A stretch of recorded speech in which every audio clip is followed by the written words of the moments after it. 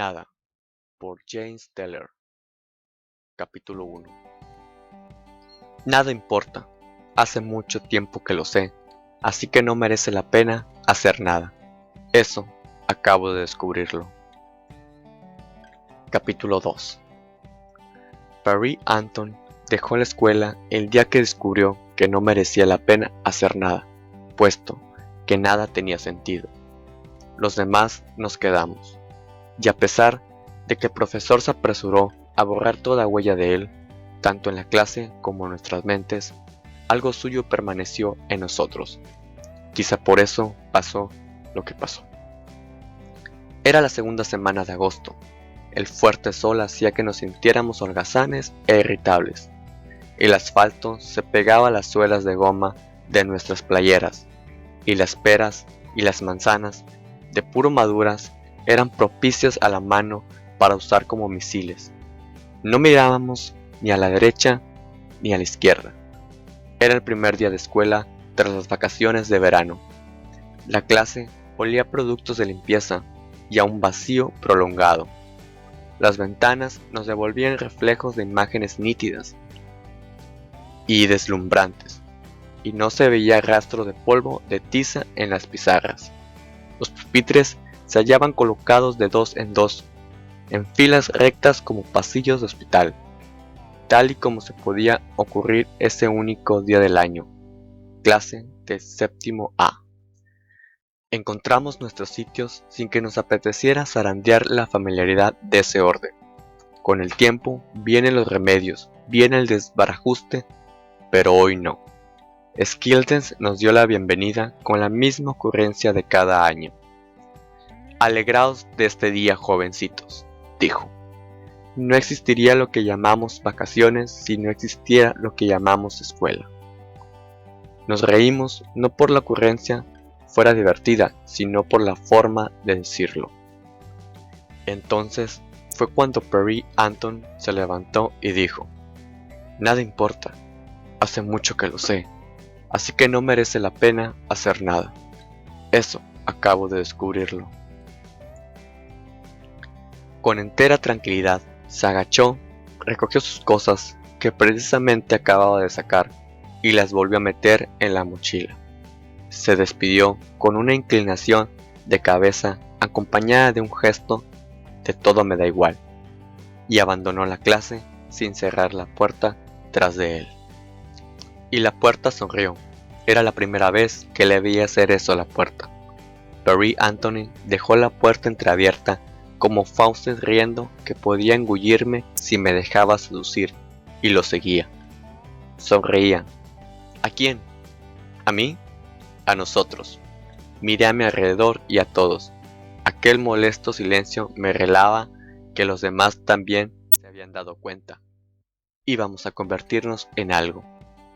Y algo quería decir alguien. No era nada que se dijera en alto, aunque tampoco por lo bajo.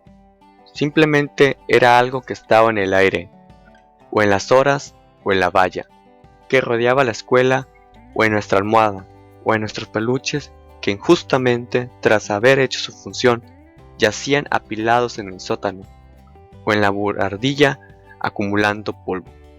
No lo sabía. La puerta sonriente de Perry Anton me lo reveló. Seguía sin saberlo con la cabeza, pero ahora lo sabía. Tuve miedo. Miedo por Perry Anton. Miedo. Más miedo. Muchísimo miedo. Vivíamos en Tarin, un barrio de una ciudad mediana de provincias. No era un lugar muy bonito, pero casi era lo que nos decían a menudo, ni en voz muy alta, ni tampoco demasiado por lo bajo. Caserones de muros agrietados, color amarillo, y pequeñas parcelas con casas rojas rodeadas de jardín, nuevas casas adosadas marrón grisáceo, y después pisos en los que vivían aquellos con los que nunca jugábamos.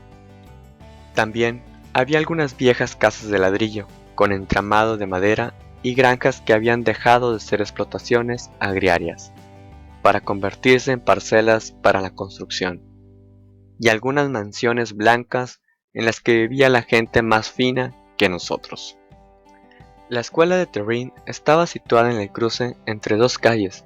Todos, excepto Elise, vivíamos en una de las dos, la llamada Terrin Bay. Elise a veces se desviaba del camino, dando un rodeo para ir con nosotros hasta la escuela. Eso era antes de que Perry Anton dejara la escuela. Perry Anton vivía con su padre y el resto de la comuna en el número 25 de Tavern Bay, en una granja avenida Menus. El padre de Perry Anton y los miembros de la comuna eran hippies que aún vivían en 1968. Eso era lo que decían nuestros padres, y aunque no acabamos de entender qué significaba, nosotros lo repetíamos. En el jardín, delante de la casa, junto a la calle, había un ciruelo, un árbol grande, viejo y retorcido, que se inclinaba sobre el cesto, tentándonos con ciruelas Victoria, de color rojo opaco, que no alcanzábamos a coger. Los años anteriores saltábamos para cogerlas. Este año no. Perry Anton dejó la escuela para encamarse en ese ciruelo, permanecer sentado en él y desde ahí lanzar ciruelas todavía verdes. Algunas no nos daban, no porque él apuntara hacia nosotros, ya que el esfuerzo no valía la pena, según afirmó. Solo la casualidad lo quería así. Y nos vociferaba. Todo da igual, dijo un día, porque todo empieza solo para acabar. En el mismo instante en el que nacéis empezáis ya a morir. Y así ocurre con todo. La Tierra tiene 4.600 millones de años, pero vosotros llegaréis como máximo a 100. Chilló otro día. Existir no merece la pena, en absoluto. Y continuó. Todo es un gran teatro que consiste solo en fingir y en ser el mejor de ello. Hasta entonces no había nada que nos hubiera hecho pensar que Perry Anton fuera el más inteligente de nosotros, pero de repente nos lo pareció a todos. Porque era él el que había dado con algo revelador, aunque no nos atreviéramos a reconocerlo, ni ante nuestros padres, ni ante nuestros profesores, ni tampoco entre nosotros. Ni tan siquiera en nuestro fuero interno lo reconoceríamos. No queríamos vivir en ese mundo que Perry Anton nos presentaba. Nosotros íbamos a hacer algo.